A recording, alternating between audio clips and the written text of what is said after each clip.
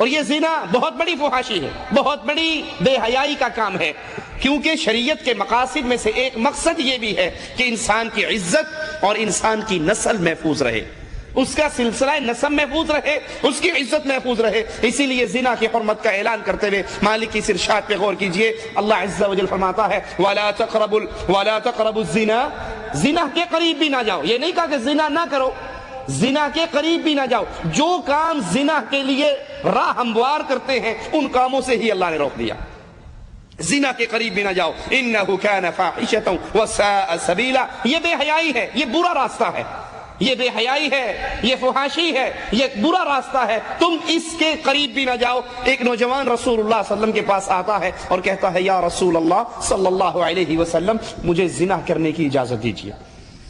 صحابہ کرام بڑے غصے سے اس شخص کو دیکھتے ہیں، اس نوجوان کو دیکھتے ہیں، بڑی انہیں غیرت آتی ہے، لیکن قربان جائیے رسول اللہ صلی اللہ علیہ وسلم پر آپ سے پیارا معلم بھی اور کوئی نہیں ہے۔ اب ہر فیلڈ میں کمال ہے، ہر فیلڈ کے اندر، ہر میدان کے اندر اللہ کے نبی روشنی کا مینارہ ہے ہمارے لیے، تعلیم دینے کے لیے بھی اللہ کے نبی صلی اللہ علیہ وسلم کی زندگی ہمارے لیے بہترین اسوہ حسنہ۔ آپ اسے قریب بلاتے ہیں، کہتے ہیں کیا تو اپنی ماں کے لیے زنا پسند کرتا ہے؟ وہ کہتا ہے قربان جاؤں آپ کر، اللہ کی قسم میں اپنی ماں کے لیے اس کو پسند نہیں کرتا۔ فرمایا لوگ بھی اپنی ماں کے لیے پسند نہیں کرتے، تو اپنی بیٹی کے لیے پسند کرتا ہے؟ کہا اللہ کی قسم آپ پر قربان جاؤں میں اپنی بیٹی کے لیے زنا کو پسند نہیں کرتا۔ فرمایا لوگ بھی اپنی بیٹیوں کے لیے پسند نہیں کرتے۔ کہا تو اپنی بہن کے لیے پسند کرتا ہے؟ کہنے لگا قربان جاؤں آپ پر اللہ کی قسم میں اپنی بہن کے لیے پسند نہیں کرتا۔ کہا کیا تو اپنی پھوپھی کے لیے پسند کرتا ہے؟ کہا قربان جاؤں اللہ کی قسم میں اس کے لیے پسند نہیں کرتا۔ فرمایا لوگ بھی اپنی بہن، اپنی بیٹی، اپنی پھوپھی، اپنی خالہ، اپنی ماں کے لیے اس عمل کو پسند نہیں کرتے۔ کیا معنی کہ تو جس سے بھی بدکاری کرے گا وہ کسی کی ماں ہو سکتی ہے، وہ کسی کی بہن ہو سکتی ہے، وہ کسی کی بیٹی ہو سکتی ہے، وہ کسی کی پھوپھی اور خالہ ہو سکتی ہے۔ جیسے تیری غیرت گوارا نہیں کرتی اس طرح لوگوں کی غیرت بھی گوارا نہیں کرتی۔ اللہ کے نبی نے اس کے سینے پر ہاتھ رکھا، پھر اللہ سے دعا کی اللہ اس کے سینے کو پاک کر دے، اس کی شرمگاہ کو محفوظ کر دے۔ اب جب یہ داخل ہو رہا ہے رسول اللہ صلی اللہ علیہ وسلم سے اجازت لینے کے لیے تو کہتا ہے اللہ کی قسم اس وقت مجھے سب سے زیادہ پیاری چیز زناکاری تھی، لیکن جب اللہ کے نبی کی مجلس سے اٹھا میرے نزدیک سب سے گندی چیز زنا تھا۔ یہ اللہ کے نبی علیہ الصلوۃ والسلام کی تعلیم ہے۔ اسی لیے شریعت اسلامیہ میں جتنی شدید سزا شادی شدہ زانی کی ہے کہ اگر کوئی شخص شادی شدہ ہونے کے باوجود پھر زنا کرتا ہے تو اس کو رجم کیا جاتا ہے، اس کو اس وقت تک پتھر مارے جاتے ہیں جب تک اس کی روح پرواز نہیں کر جاتی۔ جس طرح اس کے جسم کا ایک ایک انگ اس زنا میں لذت لیتا ہے، اسی طرح اس کی سزا بھی یہ ہے کہ اس کے جسم کا ایک ایک انگ اس گناہ کو، جس جسم سے اس نے مزے لیے ہیں اس کے جسم کا ایک ایک انگ اس سزا کو بھی برداشت کرے۔ اور اگر وہ غیر شادی شدہ ہے تو پھر اس کو 100 درے مارے جائیں، کوڑے مارے جائیں، جس کو ایک مجمع دیکھے اور پھر اس کو 1 سال کے لیے اس کے شہر سے نکال دیا جائے۔ یہ دنیا کا عذاب ہے، یہ دنیا کی سزا ہے۔ اور بدکار مرد اور بدکار عورتوں کی آخرت کی سزا کیا ہے، آخرت کا عذاب کیا ہے؟ حدیث میں آتا ہے کہ وہ ایک تنور کے اندر ہیں جو نیچے سے کشادہ ہے اور اس کا منہ تنگ ہے، آگ تیز ہوتی ہے، وہ اوپر کی طرف بڑھتے ہیں کہ قریب ہیں اس تندور سے باہر نکل جائیں، پھر جب آگ دھیمی ہوتی ہے تو وہ اوپر سے واپس اس تندور کی تہ کے اندر آ جاتے ہیں۔ اور اگر یہ بدکاری، اگر یہ فحاشی، اگر یہ بے حیائی زنا والی انسان کو بڑھاپے کے اندر لاحق ہو جائے تو اس کی سزا اور زیادہ بڑھ جاتی ہے۔ رسول اللہ صلی اللہ علیہ وسلم فرماتے ہیں ثلاثۃ لا یکلمہم اللہ یوم القیامہ ولا یزکیہم ولا ینظر الیہم ولہم عذاب علیم۔ 3 ایسے بدنصیب انسان ہیں جن کی طرف اللہ عز و جل قیامت کے دن دیکھے گا بھی نہیں، ان سے کلام بھی نہیں کرے گا، انہیں پاک بھی نہیں کرے گا۔ 3 قسم کے ایسے بدنصیب، ایسے بدبخت انسان ہیں جن سے اللہ نے قیامت کے دن نہ کلام کرنا ہے، نہ ان کی طرف نظر رحمت کرنی ہے، نہ ان کو پاک، اس کے گناہوں کو معاف کر کے انہیں پاک کرنا ہے۔ وہ کون ہے 3؟ شیخ زان، وہ بوڑھا جو زانی ہو۔ زنا جوانی میں ہو گیا، یہ بھی گناہ ہے، لیکن جوان ہے، غلطی کر بیٹھتا ہے، مالک عز و جل اس کو معاف کر دیتا ہے، یہ توبہ کر لیتا ہے۔ لیکن اگر یہ بدکاری وہ بڑھاپے کے اندر کرتا ہے تو پھر اس کی سزا یہ ہے اللہ اس کی طرف نظر رحمت نہیں کرے گا۔ شیخ زان وملک کذاب، بادشاہ ہو کر جھوٹ بولے، بوڑھا ہو کر زنا کرے، بادشاہ ہو کر جھوٹ بولے، وعائل مستکبر، اور فقیر ہو کے غرور کرے۔ 3 چیزیں، بوڑھا ہے لیکن پھر بھی زنا کار ہے، بادشاہ ہے پھر بھی جھوٹ بولتا ہے. عام آدمی تو کسی سے ڈر کے جھوٹ بول دیتا ہے, کسی لالچ میں آ کے جھوٹ بول دیتا ہے. بادشاہ کو کس کا ڈر ہے؟ بادشاہ کس کی لالچ میں آئے گا؟ وہ تو خود بادشاہ ہے.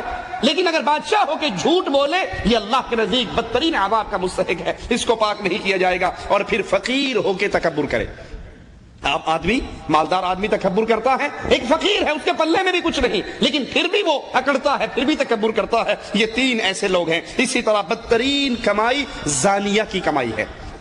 بدترین کمائی زانیہ کی کمائی ہے, جو اپنی شرمگاہ سے کماتی ہے, اور آدھی رات کے وقت حدیث کے مطابق جب آسمان کے دروازے کھل جاتے ہیں, یہ بدکار عورت جو اپنی شرمگاہ کی کمائی کھاتی ہے, یہ زانیہ اس وقت بھی دعا کی قبولیت سے محروم رہتی ہے. جس وقت عام اعلان ہوتا ہے کوئی مانگنے والا مانگ لے, کوئی سوال کرنے والا سوال کر لے, کوئی بیماری سے شفا مانگتا ہے وہ مانگ لے, تو تمہارا اللہ آسمان دنیا پہ نزول کر چکا ہے جیسے اس کی شان کو لائق ہے. اتنا بڑا اعلان. لیکن یہ بدکار عورت اس وقت بھی دعا کی قبولیت سے محروم رہتی ہے. زنا سے بچانے کے لیے مالک عز و جل نے پردے کے احکامات نازل فرمائے, پردے کو فرض قرار دیا, عورت کو گھر کے اندر چار دیواری میں رہنے کا حکم دیا, مجبوری کے علاوہ گھر سے باہر نہ نکلے. یہ سب چیزیں, یہ پردے کے احکامات, یہ عورت کا چادروں میں ڈھپے رہنا, عورتوں کا اپنے گھر کی چار دیواری کے اندر رہنا, یہ کس لیے؟ تاکہ زنا کا سد باب ہو سکے, زنا کے راستے کے اندر رکاوٹیں کھڑی کی جا سکے. لیکن افسوس, آج بازاروں کے اندر آپ کو چلتی پھرتی عورتیں نظر آئیں گی, ٹیلی ویژن کی سکرین پہ تھکتی ہوئی عورتیں نظر آئیں گی, شادی بیاہ کے اجتماعات کے اندر عورتوں اور مردوں کا مخلوط اجتماع ہوگا, ڈانس ہوگا, مہندی کی رسمیں ہوں گی, ابٹن کی رسمیں ہوں گی, ان سب میں عورتیں بے پردہ ہو کر باہر نکلیں گی. حالانکہ یہ پردہ زنا کے راستے میں ایک بہت بڑی رکاوٹ ہے. اسی زنا سے بچنے کے لیے اسلام نگاہوں کو نیچی رکھنے کا حکم دیتا ہے. اللہ سے دعا ہے اللہ سب سے پہلے کہنے والے اور پھر ہر سننے والے کو کی توفیق عطا فرمائے. یہ آنکھیں جھکانے کا حکم, یہ آنکھیں پست رکھنے کا حکم ہی اس لیے ہے کیونکہ جب آنکھیں آتی ہیں, جب آنکھیں چار ہوتی ہیں, تو اسی آنکھوں کے ذریعے شیطان اپنا وار کرتا ہے, کسی کا چہرہ دل میں سماتا ہے, پھر انسان اس کے عشق میں مبتلا ہوتا ہے, پھر برائی کے راستے پہ چلتا ہے. سب سے پہلے برائی کا دروازہ انہی آنکھوں کی وجہ سے کھلتا ہے. اس لیے اسلام کا حکم ہے کہ اپنی آنکھوں کو نیچا رکھیے. لیکن عجیب ہیں وہ لوگ جنہوں نے فتوے ہی جاری کر دیے, ٹیلی ویژن پر آ کر دھڑلے سے اعلان کرتے ہیں چہرے کا پردہ ہی نہیں ہے. ارے جب چہرے کا پردہ نہیں تو کیا پیروں کا پردہ ہے؟ اسی چہرے سے تو ٹکراؤ ہوتا ہے, یہی آنکھیں تو ملتی ہیں, یہی سے تو مسکراہٹوں کا تبادلہ ہوتا ہے, یہی سے تو بے حیائی اور بدمعاشی کے راستے کھلتے ہیں. اسلام کا حکم کیا ہے کہ آپ اپنی نگاہوں کو نیچی رکھیں, نہ کہ اسی لیے اللہ کے نبی نے حضرت علی سے کہا اگر پہلی تیری نظر پڑ جائے تو اپنی نظر کو دوبارہ جھکا لو, اگر دوبارہ نظر ڈالو گے تو یہ اس کا تم سے حساب لیا جائے گا. اچانک نظر پڑ جائے تو آنکھیں پھیر لو, اگر چہرے کا پردہ ہی نہیں ہے تو آنکھیں نیچے رکھنے کا کیا مطلب؟ اسلام نے غیر محرم عورت کے ساتھ تنہائی کے اندر بیٹھنے کو منع کیا ہے تاکہ زنا کے راستے, بے حیائی کے راستے, بدمعاشی اور بدکاری کے راستے بند ہو جائے. کوئی مرد بھی, کوئی اہل ایمان کسی غیر عورت کے ساتھ, غیر عورت سے مراد جس سے اس کا نکاح ہو سکے, نا محرم عورت جس سے بھی اس کا نکاح ہو سکے, اس کے ساتھ خلوت جائز نہیں, تنہائی جائز نہیں. اللہ کا نبی, اللہ کا دین, اللہ کی شریعت اہل ایمان کو منع کر رہی ہے تنہائی میں کسی کے ساتھ نہ بیٹھو. لیکن ہم کیا کہتے ہیں, جی مولوی صاحب آپ تو ویسے ہی سختی کرتے ہیں, بھابھی تو ماں جیسی ہوتی ہے نا,